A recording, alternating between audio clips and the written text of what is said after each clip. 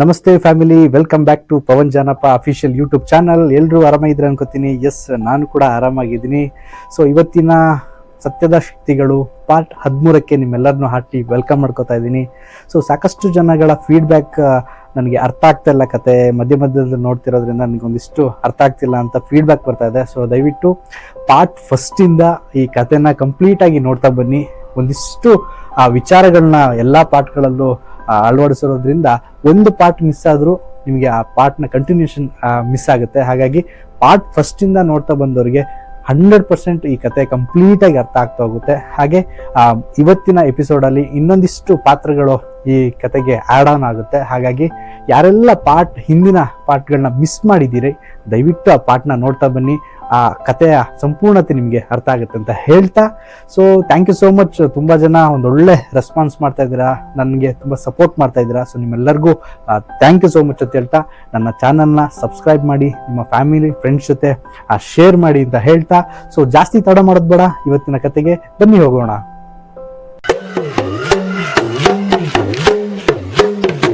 ಬಬ್ಬರಿಯನ ಸೊಕ್ಕು ಮುರಿದು ನಂತರ ಎಲ್ಲಾ ದೈವಗಳು ಅವರವರ ಇಷ್ಟದ ನೆಲೆ ಕಂಡರು. ಇತ್ತ ಪವಿತ್ರವಾದ ಮಾವುರಿ ಗಂಗೆಯ ತೀರ್ಥ ಸ್ನಾನ ಮಾಡಿದ ನಂತರ ಎಡ್ಮುರದಯ್ಯು ಕೆಲತ ಪೆರ್ನಾ ಮತ್ತು ತನ್ನಿಮಾನಿಗರು ಪ್ರಕೃತಿ ಸೌಂದರ್ಯಕ್ಕೆ ಮನಸೋತು ಸಮುದ್ರ ತೀರದ ಸ್ಥಳಗಳಲ್ಲಿ ನೆಲೆ ನಿಲ್ಲಲು ಸಂಕಲ್ಪಿಸಿದರು. ತಮ್ಮ ಮುಖ್ಯವಾದ ಜವಾಬ್ದಾರಿಯನ್ನು ಮರೆಯಲಿಲ್ಲ. ತಮ್ಮನ್ನು ಸತ್ವಪರೀಕ್ಷೆಗಳಿಗೆ ಒಳಪಡಿಸಿ ಕಾಡಿಸಿದರು. ತಮ್ಮ ಜೊತೆಯಲ್ಲಿ ನೆಲೆಯಾಗುವುದಕ್ಕೆ ಆಸ್ಪದ ಮಾಡಿಕೊಟ್ಟಂತಹ ಬ್ರಹ್ಮದೇವರನ್ನು ಕಾಡಿನಿಂದ ನಾಡಿಗೆ ಕರೆಸಿ ತಾವು ನೆಲೆಯಾಗುವ ಸ್ಥಳಗಳಲ್ಲಿ ಕುಲದೇವರಾಗಿ ಆರಾಧನೆ ಅನುವು ಮಾಡುವುದಕ್ಕೆ ಕೆಂಪು ಕೇಪುಲಾಜೆ ಕಡೆಗೆ ಹೊರಡುತ್ತಾರೆ. ಕಡುಂಜು ಬ್ರಹ್ಮ ಮುಗೇರಡಿಗೆ ಸಿಗುವ ಸಂದರ್ಭ. ಕಡುಂಜು ಮುಲ್ಕಿ ಅರಸು ಸಾವಂತರ ಬೀಡಿನಲ್ಲಿ ಓಳಿಗದ ಕೆಲಸವನ್ನು ಮಾಡುತ್ತಿದ್ದ. ಸತ್ಯವಂತನು, ಧರ್ಮಿಷ್ಠನು, ಅಪ್ರತಿಮ ಬಿಲ್ಲುಗಾರನು, ದಷ್ಟಪುಷ್ಟವಾದ ದೇಹದಾಢ್ಯತೆಯುಳ್ಳವನು, ಧೈರ್ಯವಂತನೂ ಆಗಿದ್ದ. ಅರಸು ಸಾವಂತರ ಬೀಡಿನ ಚಾವಡಿಯ ಓಳಿಗದಲ್ಲಿ ನ್ಯಾಯಕ್ಕೆ ಸರಿಯಾದ ಮಾನ್ಯತೆ ದೊರೆಯದೇ ಇದ್ದಾಗ ಭಾಷೆ ಹಾಕಿ ಅಲ್ಲಿಂದ ಹೊರಟು ಬರುತ್ತಾನೆ. ತುಂಬಿ ಹರಿಯುತ್ತಿರುವ ಶಾಂಭವಿ ನದಿಯನ್ನು ದಾಟಲು ದೋಣಿಯ ವ್ಯವಸ್ಥೆಯಿಲ್ಲದ ಕಾರಣ ಅಲ್ಲಿ ತಾನು ನಂಬಿಕೊಂಡು ಬಂದಿರುವ ಕುಲದೇವರನ್ನು ಪ್ರಾರ್ಥಿಸಿ, ಯಾನ್ ಸತ್ಯದ ಮಗೆ ಅಂದು ಪಣುದಾಂಡ, ಅಂಚಿದ ನೀರು ಅಂಚಿ, ಇಂಚಿದ ನೀರು ಇಂಚಿಯ ಉಡು, ನಡುಟು ಪರಮು ಕಡಿಯೋಡು ಎಂದು ಹೇಳಿದಾಗ ನೀರು ಇಬ್ಬಾಗವಾಗಿ ನಡುವಿ ಬಾಳೆಯ ಎಲೆ ಹಾಕಿ ಕಡುಂಜು ನದಿ ದಾಟುತ್ತಾನೆ. ಮುಂದೆ ನಡೆದು ತನ್ನ ಜಾತಿ ಮಂದೆ ಕಟ್ಟಿಂಗೇರಿಯಲ್ಲಿ ಇದ್ದಾರೆ ಎಂದು ತಿಳಿದು ಅಲ್ಲಿಗೆ ಬರುತ್ತಾನೆ. ಕಟ್ಟಿಂಗೇರಿಯ ವರಸರಿ ನೋಡಿ ಬಿಳಿ ಕುದುರೆಯ ಮೇಲೆ ಕುಳಿತು ಬರುತ್ತಿರುವ ಬಾಲು ಮಾಡೇದಿಗಿ ಕಟ್ಟಿಂಗೇರಿಯಲ್ಲಿ ಎದುರಾಗುತ್ತಾನೆ. ಕಡುಂಜನ ಕರುಣಾಜನಕ ಕಥೆಯನ್ನು ಕೇಳಿದ ಬಾಲು ಮಾಡೇದಿ ಅವನನ್ನು ತನ್ನ ಎಲಿಯಾಲನ ಜನನದ ಮನೆಗೆ ಕರೆದುಕೊಂಡು ಬಂದು ಹೊಟ್ಟೆ ತುಂಬ ಆಹಾರ ಕೊಟ್ಟು ಕೆಲಸದ ಆಳಾಗಿ ನೇಮಿಸ್ತಾರೆ.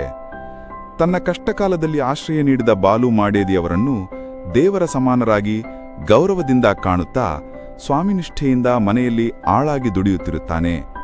ಒಂದು ದಿನ ಬಾಲು ಮಾಡೇದಿಯವರು ಊರಿನ ಜನಮಂದೆಯನ್ನು ಕರೆದು ಜನನದ ಮನೆಯ ಬಲಭಾಗದಲ್ಲಿರುವ ಗುಡ್ಡೆಯನ್ನು ಜರಿದು ಗದ್ದೆಯನ್ನಾಗಿ ಮಾಡಬೇಕು ಎಂದು ತಮ್ಮ ಮನದಿಚ್ಛೆಯನ್ನು ಅವರ ಮುಂದೆ ಹೇಳುತ್ತಾರೆ.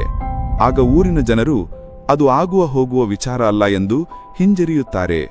ಈ ಮಾತನ್ನು ಕೇಳಿಸಿಕೊಂಡ ಕಡುಂಚು ಅದೇ ರೀತಿ ಎಲ್ಲರೂ ಮಲಗಿದ ಮೇಲೆ ಆ ಗುಡ್ಡವನ್ನು ಕಡಿದು ರಾತ್ರಿ ಬೆಳಗಾಗುವುದರೊಳಗೆ ಒಬ್ಬನೇ 3 ಮುಡಿ ಭತ್ತ ಬಿತ್ತುವಷ್ಟು ದೊಡ್ಡ ಗದ್ದೆಯನ್ನು ಮಾಡಿ ಮುಗಿಸುತ್ತಾನೆ. ನಂತರ ಸತ್ಯದ ಬೆಳೆಯಾದ ಕುಟ್ಟಿ ಆದಿಕ್ರಾಯೆ ಬಿದೆ ಎಂಬ ತಳಿಯನ್ನು ತೆನ್ಯಾಯಿ ರಾಜ್ಯದಿಂದ ತಂದು ಬಿತ್ತುತ್ತಾನೆ. ಬಾಲು ಮಾಡೇದಿಯವರಿಗೆ ಕಡುಂಜನ ಶಕ್ತಿಯ ಬಗ್ಗೆ ಹೆಮ್ಮೆ ಎನಿಸುತ್ತದೆ. ಅವರು ಒಂದು ಶಾಸನವನ್ನೇ ಮಾಡುತ್ತಾರೆ. ಆ ಶಾಸನದ ಪ್ರಕಾರ ಆ ಗದ್ದೆಯ ನಾಟಿಯನ್ನು ಮುಗೇರ ಜನಾಂಗದ ಹೆಣ್ಣಾಳುಗಳು ಮಾತ್ರ ಮಾಡಬೇಕು. ಸೂತಕದ ಮಂದಿ ಆ ಗದ್ದೆಗೆ ಇಳೆಯಕೂಡದು. ಆ ಗದ್ದೆಯ ಕೊಯ್ಲಿನ್ನು ಮುಗೇರ ಜನಾಂಗದ ಗಂಡಾಳುಗಳು ಮಾತ್ರ ಕೊಯ್ಯತಕ್ಕದ್ದು. ಆ ಸಮಯದಲ್ಲಿ ಗದ್ದೆಯ 4 ದಿಕ್ಕಿನಿಂದ 4 ಮಂದಿ ಮುಗೇರರು ಬಿಲ್ಲು ಹಿಡಿದು ನಿಲ್ಲಬೇಕು. ರಾತ್ರಿ ಎಲ್ಲರೂ ಮಲಗಿದ ನಂತರ ಮುಗೇರ ಜನಾಂಗದ ಗಂಡಾಳುಗಳು ಹೊಡೆಯತಕ್ಕದ್ದು. ಈ ಸಮಯದಲ್ಲಿ ಇತರರು ಹೊರಗೆ ಬಂದು ನೋಡುವಂತಿಲ್ಲ. ಭತ್ತ ಹೊಡೆಯುವಾಗ, ರಾಶಿ ಹಾಕುವಾಗ, ಭತ್ತ ಅಳೆಯುವಾಗ ನಲಿಕೆ ಸಮುದಾಯದವರು ತೆಂಬರೆ ಬಾರಿಸಿ ಪೊಲಿ ಹಾಕಬೇಕು. ಅದಾದ ನಂತರ ಬೆಳಿಗ್ಗೆ ತೆಂಗಿನಕಾಯಿ ಹಾರಿಸಿ ಬೇಟೆ ನಡೆಸಬೇಕು. ಅಂದ್ರೆ ಬಿಲ್ಲು ಬಾಣದಿಂದ ಆ ತೆಂಗಿನಕಾಯಿಗೆ ಹೊಡೆಯಬೇಕು. ಈಗಲೂ ಈ ಕ್ರಮ ನಡೆಯುತ್ತಿದೆ. ಕಡುಂಜು ಮಾಡಿದ ಈ ಗದ್ದೆಗೆ ದೂಪೆದ ಬಾಕ್ಯಾರು ಎಂಬ ಹೆಸರಿದೆ. ಪ್ರಸ್ತುತ ಈ ಗದ್ದೆಯಲ್ಲಿ ಬಾಲು ಮಾಡೇದಿಯವರ ದೂಪೆ ಮತ್ತು ಕಡುಂಜಿನ ಕಲ್ಲು ಅಕ್ಕಪಕ್ಕದಲ್ಲಿದೆ. ಬಾಲು ಮಾಡೇದಿಯವರಿಗೆ 2 ಗಂಡು ಮಕ್ಕಳು. ಅವರ ಹೆಸರು ಜತ್ತು ಮಾಡೇರ್ ಮತ್ತು ಪೆರ್ನು ಮಾಡೇರ್. ಇವರ ಯೌವನ ಕಾಲದಲ್ಲಿ ಒಮ್ಮೆ ದಕ್ಷಿಣದ ಏಕನಾಡಿನಲ್ಲಿ ಯುದ್ಧದ ದಂಡು ಕಾಣಿಸುತ್ತದೆ. ಅಂದರೆ ತೆನ್ನಾಯಿ ಏಕನಾಡುಡು ದಂಡು ತೋಜುಂಡು. ಅದಕ್ಕಾಗಿ ಅವರು ಯುದ್ಧಕ್ಕೆ ಹೋಗಲೇಬೇಕಾಗಿ ಬಂದಿದ್ದರಿಂದ ಮನೆಯಲ್ಲಿ ತಾಯಿ ಬಾಲು ಮಾಡೇದಿ ಒಬ್ಬರನ್ನೇ ಬಿಟ್ಟು ಹೋಗಬೇಕಲ್ಲ ಎಂದು ಚಿಂತಿಸಿ ಭದ್ರಬಾರಿ ಕಡುಂಜನನ್ನು ಕರೆದು, ಮನೆಯ ಕಡೆ ಜೋಪಾನ, ನಾವು ದಂಡು ಸಾಧಿಸಲು ಹೋಗಬೇಕಾಗಿದೆ. ಆದ್ದರಿಂದ ಬುಟ್ಟಿದಯ್ಯರು ಮಾಣಿಪಣ್ಣ, ಕಂಟೆ ತೆಂಬರೆ ಬಾರಾಲ, ಬಾಕ್ಯಾರು ದಕ್ಕಾಲ, ಬಿದೆ ಬಿತ್ತಾಲ, ಪೂಕರೆ ನೂಕಾಲ, ಬಾರೆ ನಡ್ಡಾಲ, ಬಿದೆ ಕ್ಯೂಪಾಲ, ತುಪ್ಪೆ ಕಟ್ಟಾಲ ಎಂದು ಹೇಳಿ ಹೊರಡುತ್ತಾರೆ. ಅದರಂತೆ ಭದ್ರಬಾರಿ ಕಡುಂಜು ಸ್ವಾಮಿ ಭಕ್ತನಾಗಿ ಅವರು ಹೇಳಿದಂತೆ ಬೇರೆಯವರ ಪುಕ್ಕಟೆ ಕೋಣ ಆಳುಗಳನ್ನು ತರಿಸಿ ಗದ್ದೆಗಳನ್ನು ಉತ್ತು, ಬೀಜ ಬಿತ್ತಿ, ಬಾಳೆ ನಡೆಸಿ, ನೀರು ಉಣಿಸಿ, ಕಳೆ ತೆಗೆಸಿ, ಕುಲು ಕಟಾವು ಮಾಡಿಸಿ, ಕಣಜ ಕಟ್ಟಿಸಿ, ಆಳುಗಳಿಗೆ ಪಗಾರ ಕೊಡಿಸಿ, ಮನೆ ಬೇಸಾಯಕ್ಕೆ ಸಂಬಂಧಪಡುವ ಎಲ್ಲ ಕೆಲಸಗಳನ್ನು ಒಬ್ಬನೇ ಮಾಡಿಸುತ್ತಾನೆ ಮತ್ತು ತಾನು ಮಾಡುತ್ತಾನೆ. ದಿನವೂ ಪ್ರಥಮವಾಗಿ ತಾನು ನಂಬಿದ ನಾಗಬಿರ್ಮ ದೇವನಿಗೆ ವಂದಿಸಿ ಅವನ ಬಿಲ್ಲು ಬಾಣಗಳಿಗೆ ಪೂಜೆ ಮಾಡಿ ಮನೆದೇವರಿಗೆ ನಮಿಸಿ ನಂತರ ಇತರ ಕೆಲಸಗಳನ್ನು ಮಾಡುತ್ತಿದ್ದ. ಮುಗೇರರಿಗೆ ಬೇಟೆಯೆಂದರೆ ಅತೀ ಸಂಭ್ರಮದ ಕಸುಬು. ಬಾಲು ಮಾಡೇದಿಯವರ ದಂಡಿನಲ್ಲಿ ಭಾರೀ ಸಂಖ್ಯೆಯ ಮುಗೇರರು ಕೆಲಸ ಮಾಡುತ್ತಿದ್ದರು. ಊರಿನಲ್ಲಿ ಬೇಟೆ ನಡೆಯುತ್ತದೆ ಎಂದರೆ ಹೇಗಾದರೂ ಮಾಡಿ ಅದರಲ್ಲಿ ಭಾಗವಹಿಸುತ್ತಿದ್ದರು. ಅದರಲ್ಲಿಯೂ ಯಾವುದೇ ಊರಿನಲ್ಲಿ ಬೇಟೆ ಮಾಡುವುದಿದ್ದರೂ ಬೇಟೆಯ ವೀರ ಕಡುಂಜಿನಿಗೆ ಒಂದು ಹೇಳಿಕೆ ಇದ್ದೇ ಇರುತ್ತಿತ್ತು. ಅವನು ಓಡುತ್ತಿರುವ ಪ್ರಾಣಿಗಳ ವೇಗ ನೋಡಿ ಗುರಿಯಿಟ್ಟು ಬಾಣ ಹೊಡೆದು ಪ್ರಾಣಿಗಳನ್ನು ಬೇಟೆಯಾಡುತ್ತಿದ್ದ. ಕೆಡ್ಡಸದ ಬೇಟೆಯನ್ನು ತುಳು ತಿಂಗಳ ಪುಯಂತಿಲ್ ತಿಂಗಳಲ್ಲಿ 27ನೇ ದಿನ ನಡೆಸುವ ಸಂಪ್ರದಾಯವೂ ಇತ್ತು. ಒಂದು ಸಲ ಕೆಡ್ಡಸದ ಬೇಟೆಯಲ್ಲಿ ಅವನು ಹೊಡೆದ ದೊಡ್ಡ ಹಂದಿ ಓಡಿ ಓಡಿ ಅಲೆಊರು ದಾಟಿ ದೆಂದೂರಿನಲ್ಲಿ ಬಿದ್ದು ಸಾಯುತ್ತದೆ. ಈ ಬೇಟೆಗೆ ಚಿಟ್ಟುಪಾಡಿಯ ಯುವಕರು ಕೂಡ ಬಂದಿದ್ದರು. ಸತ್ತ ಹಂದಿಯ ಕಾಲುಗಳನ್ನು ಕಟ್ಟಿ ಹೊತ್ತೊಯ್ಯುವಾಗ ಚಿಟ್ಟುಪಾಡಿಯ ಯುವಕರು ಹಂದಿ ಬಿದ್ದ ಊರಿನ ಧನಿಯವರಿಗೆ ಬೇಟೆಯ ಕ್ರಮ ಪ್ರಕಾರ ಕೊಡಬೇಕಾಗಿದ್ದ 1 ತೊಡೆಯನ್ನು ಕೊಡಬೇಕೆಂದು ಆಗ್ರಹಿಸಿದಾಗ ಕಡುಂಜು ಇಲ್ಲಿಯ ಧನಿಯವರು ಜೈನರಲ್ವಾ ಎಂಬ ಕಾರಣಕ್ಕೆ ಕೊಡದೆ ಹೊತ್ತುಕೊಂಡು ಕುಡುಕು ಮೇರಿಗೆ ಹೋಗಿ ಮಾಂಸ ಮಾಡುತ್ತಾರೆ. ಕಾಲಿನ ತೊಡೆಯನ್ನು ಕೊಡದೇ ಇರುವ ವಿಚಾರವಾಗಿ ದೂರು ಕಟಪಾಡಿ ಬೀಡಿನ ಬಲ್ಲಾಳರಿಗೆ ಹೋಗುತ್ತದೆ. ಕಡುಂಜು ಬಾಲು ಮಾಡೇದಿಯವರ ಬಲಕೈ ಬಂಟನಾದುದರಿಂದ ನೇರವಾಗಿ ಅವನೊಡನೆ ಅಥವಾ ಬಾಲು ಮಾಡೇದಿಯವರೊಡನೆ ಈ ಬಗ್ಗೆ ತಕರಾರು ಮಾಡಿದರೆ ಸರಿಯಿರುವುದಿಲ್ಲ ಎಂದು ತಿಳಿದು ಸಮಯಕ್ಕಾಗಿ ಕಾಯುತ್ತಾರೆ.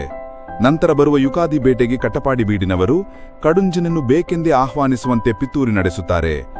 ಯುಗಾದಿ ಬೇಟೆ ನಿಜವಾಗಿ ಆಯಾಯ ಮನೆಯವರೇ ವೈಯಕ್ತಿಕವಾಗಿ ಮಾಡುವ ಬೇಟೆ. ಇದು ಬೇಕೆಂದೇ ಕಡುಂಜನಿಗೆ ಸರಿಯಾದ ಪಾಠ ಕಲಿಸಬೇಕೆಂದು ಅವನ ಕೊಬ್ಬನ್ನು ಇಳಿಸಬೇಕೆಂದು ಪಿತೂರಿ ನಡೆಸುತ್ತಾರೆ. ಒಂದು ದಿನ ಬೇಟೆಯಲ್ಲಿ ಅಪ್ರತಿಮ ವೀರನಾದ ಕಡುಂಜನಿಗೆ ಶಿರುವ ನಡಿಬೆಟ್ಟು ಗುತ್ತಿನ ಕರೆ ಬರುತ್ತದೆ. ಗುತ್ತಿನ ಯಜಮಾನರು ಪೋಂಟೆಗೆ ಸಿದ್ಧತೆ ನಡೆಸಿ ಕಡುಂಜನನ್ನು ಬೇಟೆಗೆ ಕಳುಹಿಸುವಂತೆ ಓಲೆ ಮಾನ್ಯ ಮೂಲಕ ಬಾಲು ಮಾಡೇದಿಯವರಿಗೆ ಹೇಳಿ ಕಳುಹಿಸುತ್ತಾರೆ. ಈ ಬೇಟೆ ಕಟಪಾಡಿ ಬೀಡಿನ ಒಡೆತನದಲ್ಲಿ ನಡೆಯುವಂತಹದ್ದು. ಬಾಲು ಮಾಡೇದಿಯವರಿಗೆ ಬೇಟೆಯ ಕರೆಯ ಬಗ್ಗೆ ಅಸಮಾಧಾನವಿದ್ದು ಬೇಟೆಗೆ ಹೋಗುವುದು ಬೇಡ ಎನ್ನುತ್ತಾರೆ. ಆದರೆ ಕಡುಂಜನಿಗೆ ಉತ್ಸಾಹ ತಡೆಯಲಾರದೆ ಹೋಗಲು ತಯಾರಾಗುತ್ತಾನೆ. ಮನೆಯಲ್ಲಿ ಕೆಲಸವಿದೆ, ಬೇಟೆಗೆ ಹೋಗುವುದು ಬೇಡ ಎಂದು ಕೇಳದೆ ಭದ್ರಬಾರಿ ಕಡುಂಜು ತನ್ನ ಅಂಡೆದ ಪಗರಿ ಪುಂಡಿದ ಬಿರುವನ್ನು ಪೂಜಿಸಿ ಕುಲದೇವರನ್ನು ನೆನೆಸಿ ತನ್ನ ಸಾಕುತಾಯಿಯಾದ ಬಾಲು ಮಾಡೇದಿಯವರಿಗೆ ನಮಿಸಿ ಶಿರುವ ನಡಿಬೆಟ್ಟಿನ ಗುತ್ತಿಗೆ ಹೋಗ್ತಾನೆ. ಹೋಗುವಾಗ ಒಂದು ತುಳಸಿ ಗಿಡವನ್ನು ತುಳಸಿ ಕಟ್ಟೆಯಲ್ಲಿ ನಡುತ್ತಾನೆ. ನನಗೆ ಏನಾದರೂ ಆಪತ್ತು ಒದಗಿದರೆ ಈ ತುಳಸಿ ಗಿಡ ಬಾಡುತ್ತದೆ, ಆಗ ನೀವು ಬನ್ನಿ ಎಂದು ಬಾಲು ಮಾಡೇದಿಯವರಿಗೆ ಹೇಳಿ ಹೊರಡುತ್ತಾನೆ. ವಿಂಗಡಿಸಿ ಗುಂಪುಗಳನ್ನು ಮಾಡಿ ಒಂದೊಂದು ಗುಂಪಿಗೂ ಒಬ್ಬೊಬ್ಬರು ಅನುಭವವಿರುವ ಈಡುಗಾರರನ್ನು ಗೊತ್ತು ಮಾಡಿ ಗಂಡಿಗಳಲ್ಲಿ ನಿಲ್ಲಿಸಲಾಯಿತು. ಉಳಿದವರು ಒಂದು ಕಡೆಯಿಂದ ಕಾಡು ಕಟ್ಟಿ ಬೇಟೆ ಪ್ರಾರಂಭಿಸಿದರು. ಬೇಟೆಗಾರರ ಆರ್ಭಟಕ್ಕೆ ಪ್ರಾಣಿಗಳು ಹೆದರಿ ಓಡಲಾರಂಭಿಸಿದವು. ದೊಡ್ಡ ದೊಡ್ಡ ಕಡವೆಗಳು ಹಿಂಡು ಹಿಂಡಾಗಿ ಓಡಲಾರಂಭಿಸಿದವು. ಶಿರ್ವದ ಪದವಿನಲ್ಲಿ ನಿಂತ ಭದ್ರಬಾರಿ ಕಡುಂಜು ತನ್ನ ಅಂಡೆದ ಪಗರಿ ಪುಂಡಿದ ಬಿರುವನ್ನು ಹಿಡಿದುಕೊಂಡು ಬಾಣವನ್ನು ಬಿಲ್ಲಿಗೆ ಜೋಡಿಸಿ ಎದುರುಗಡೆಯಿಂದ ಬರುವಂತಹ ಕಡವೆಗಳಿಗೆ ಗುರಿಯಿಟ್ಟು ಬಲವಾಗಿ ಹೊಡೆಯುತ್ತಾನೆ. ಕಡುಂಜುವಿನ ಬಾಣದ ರಭಸ ಅವನಿಟ್ಟ ಗುರಿಯ ಪ್ರಭಾವ ಎಷ್ಟಿತ್ತು ಎಂದರೆ ಒಂದೇ ಬಾಣಕ್ಕೆ 2 ಕಡವೆಗಳು ಜೋಡು ಕಡಮಾದರೆ ಗುರುಳಾಗುತ್ತವೆ. ಅವುಗಳು ಶಿರವದ ಪದವಿನಿಂದ ಕೆಳಗೆ ನಡಿಬಿಟ್ಟು ಕಂಬಳದ ಗದ್ದೆಗೆ ಬೀಳುತ್ತವೆ. ಬೇಟೆ ಮುಡಿಸಿ ಮಾಂಸ ಪಾಲು ಮಾಡುವಾಗ 2 ಕಡವೆಗಳನ್ನು ನಾನು ಹೊಡೆದದ್ದು, ಆದ್ದರಿಂದ 2 ಕಡವೆಗಳ ತಲೆಭಾಗ ನನಗೆ ಸೇರಬೇಕು, ಉಳಿದ ದೇಹದ ಭಾಗ ನೀವು ಪಾಲು ಮಾಡಿಕೊಳ್ಳಿ, ತಲೆಭಾಗ ಮಾತ್ರ ನನಗೆ ಬೇಕು ಎಂದು ಕಡುಂಜು ಹಠ ಹಿಡಿಯುತ್ತಾನೆ. ಯಾಕೆಂದರೆ ಯಾವ ಬಿಲ್ಲು ಬಾಣದಿಂದ ಬೇಟೆ ಮಾಡಿದ್ದಾರೋ ಆ ಬಿಲ್ಲು ಬಾಣಗಳಿಗೆ ಆ ಪ್ರಾಣಿಗಳ ತಲೆಯ ಮಾಂಸದ ಮಂಜ ಮಾಡಿ ಪೂಜೆ ಸಲ್ಲಿಸುವ ಸಂಪ್ರದಾಯ ಇದೆ. ಅದಕ್ಕಾಗಿ ಹಠ ಹಿಡಿಯುತ್ತಾನೆ. ಬೇಟೆಗೆ ಬಂದವರೆಲ್ಲರೂ ಸಮಾಧಾನಪಡಿಸಲು ಪ್ರಯತ್ನಿಸುತ್ತಾರೆ.